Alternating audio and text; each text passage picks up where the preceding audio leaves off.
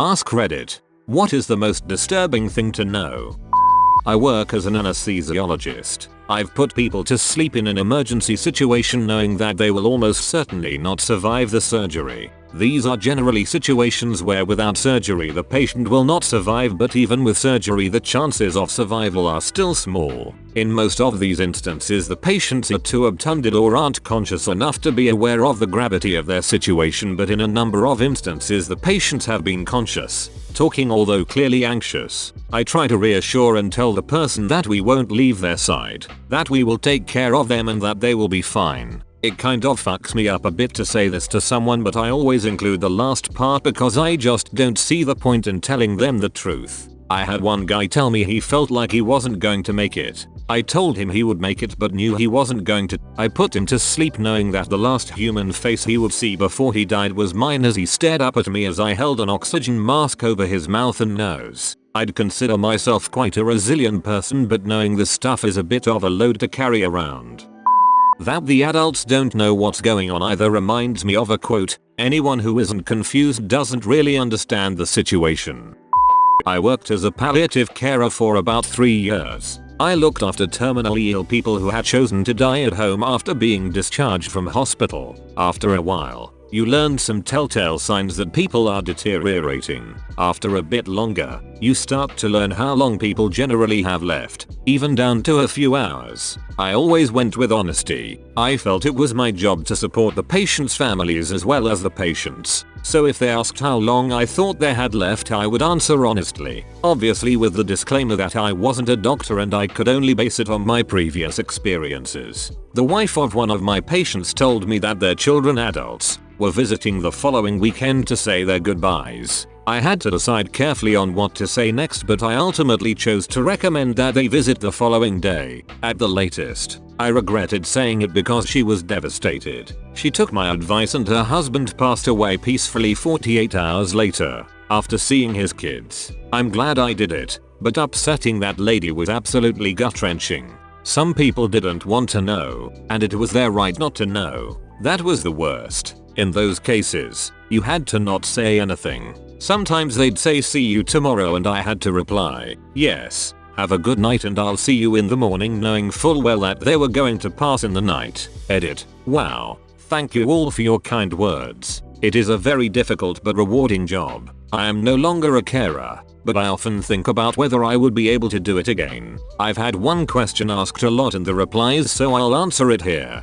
Death, like life, is different for everybody. Certain conditions will cause the body to deteriorate in different ways. I'm going to spoiler this next bit because it might be too much for some to read. COPD was a common condition I saw. That was a gradual decline until the patient could no longer breathe and the oxygen just wasn't able to get in anymore. Heart failure was similar, a very drawn out process. I cared for a lot of cancer patients, some younger than my parents, which was quite distressing. What tended to happen was the symptoms they already presented would worsen, beyond the point that their medication could alleviate it. They would lose energy, ultimately being bedbound. The biggest giveaway was when they no longer wanted to drink water. That was usually a 72-hour warning. When they were very close, their skin would start to mottle and go pink-purple. I'm not 100% sure why it happened, but I think it was because the heart was struggling to get the blood around and it would settle. However, generally you could just tell that the person you'd been seeing for days, weeks, months or even years just wasn't the same as they were a few days before. Changes could be gradual or sudden. I went to work with the philosophy that death comes for everybody. If it were me being cared for, then I would want to be cared for in a certain way, the way I tried to care for everybody whose homes I entered. Cruise liners all have a morgue for all the passengers that inevitably die each trip. What an odd way to describe the ocean. Old people love going on cruises. The ocean is God's waiting room. Cruises are for the newlywed and nearly dead. By the time you show the symptoms of rabies, it's already too late. It can also be dormant for a year before you show those symptoms. I have a real fear of rabies because of this. If you ever find a bat in your house, or anywhere you have slept, get the rabies shots. Bats can bite or scratch you and you sometimes won't even notice, especially if you were asleep.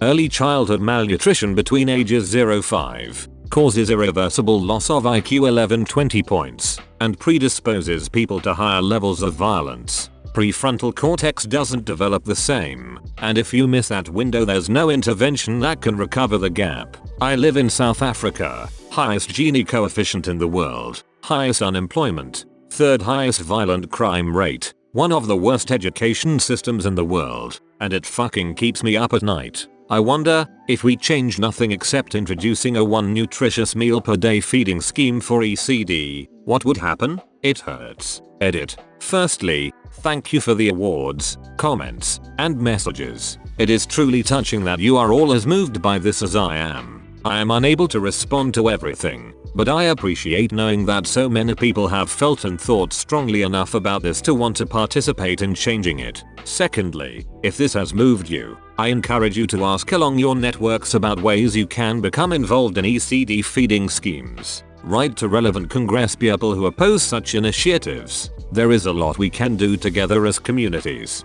This is a small intervention with such a huge impact. Thirdly, so many of you have asked me for a source. The article I read is here. I read it in 2017 and it has since been put behind a paywall, although I reverse searched it this year and found it reposted to other sites. The article is written by Dr. Tracy Ledger, a very prominent food security and social and economic reform researcher, whose work is both admirable and important. She is a senior researcher at the Public Affairs Research Institute and the author of a number of publications, articles, and a book titled An Empty Plate: Why We Are Losing the Battle for Our Food System, Why It Matters, and How We Can Win It Back. If you are interested in topics of food and nutritional security and food justice, especially in South Africa, this is a good place to start. I will share in the comments a few articles that I found while doing research, both in 2017 and this year. They are not all from the highest reputable sources journal publications,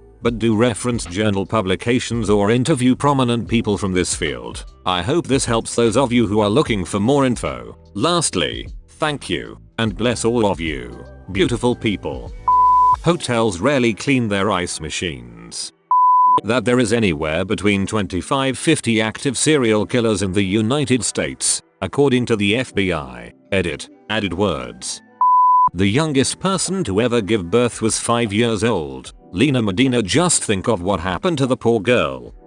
If we see a life-threatening meteor is going to strike us in a few years, we probably, at least at the moment, couldn't do anything about it. They've had training simulations with this exact scenario, and they only got it right like 10% of the time. They need more like 10 years to reliably and consistently stop it.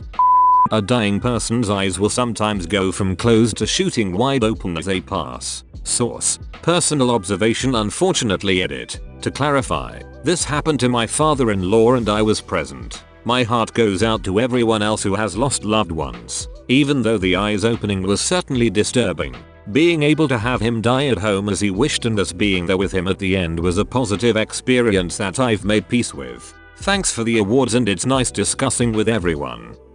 The liver can be ruptured in one punch. Liver is the second most fragile organ in the human body. Edit. Well, lots of people seem interested. Do with this knowledge as you wish. Edit 2. I'm using fragile to mean susceptibility to damage, not sensitivity. What's the most fragile? The brain. There are about 6 US nuclear weapons that are currently unaccounted for. Broken Arrow, and several times that number missing from Russia. Edit. I'm being told it's technically Antiquiver, but Broken Arrow sounds at least 30% cooler, so I'm running with it. I don't know what's scarier, losing nuclear weapons, or that it happens so often there's actually a term for it. A Missouri court famously handled the case of Celia, a slave who killed her owner in 1855 while fighting a sexual assault. In such situations, state law considered any woman to be acting in self-defense. However, the court determined that Celia was not a woman in the sense of the law. She was a slave, and her owner had complete control over her. She was given the death penalty by the court. Since she was pregnant, however, her execution was postponed until the child was born, so as not to deprive her owner's successors of their property rights. For another disturbing piece of history, look up the 1918 lynching of Mary Turner in Georgia. You never stop seeing. When your eyes are closed, you're just looking at your eyelids. Bruh. That you can have a cancer but you don't know about it. Yup, had my appendix out and they found cancer on my kidney. They cut it out but it was quite a surprise. Sarin gas is one of the worst ways to kill another human being, and we have seen multiple instances where it has been used on innocent people. Whether relaxed or contracting, your muscles need certain signals in order to function.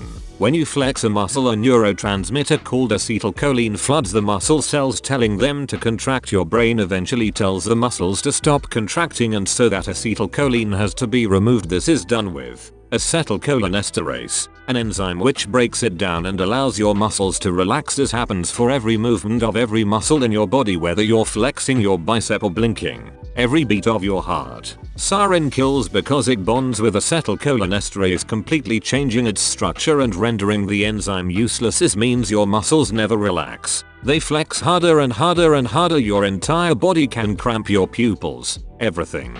The burning gets worse and worse and the pain is unbearable. If enough of it enters the bloodstream, usually via skin, it will lock up your diaphragm and you will asphyxiate. It kills quickly, but I struggle to imagine too many things that would be worse than dying from cramps in muscles you didn't even realize existed. It's not the worst weapon humans have at their disposal, as if you survive a sarin attack you're likely to make a full recovery, as it doesn't scar lung tissue like other chemical weapons. That being said, it's still classified as a weapon of mass destruction and is supposed to be banned. Adding the wiki for sarin for anyone interested. Scrolled a lot and no one mentioned that a tumor can have teeth and eyes. That is something I will never get over. I'm not sure, but it should be called mesothelioma. Edit. Look below for the corrected name. Edit. It's teratoma. Thanks to everyone remembering me. If you're named after your father, your mother has probably moaned your name in bed. Babies don't have kneecaps. That slavery is still one of the biggest profiting trades in the world. If an elephant's mate dies, then they can die from broken heart syndrome. Thanks for watching. If you enjoyed the video, hit like and subscribe for more Reddit content.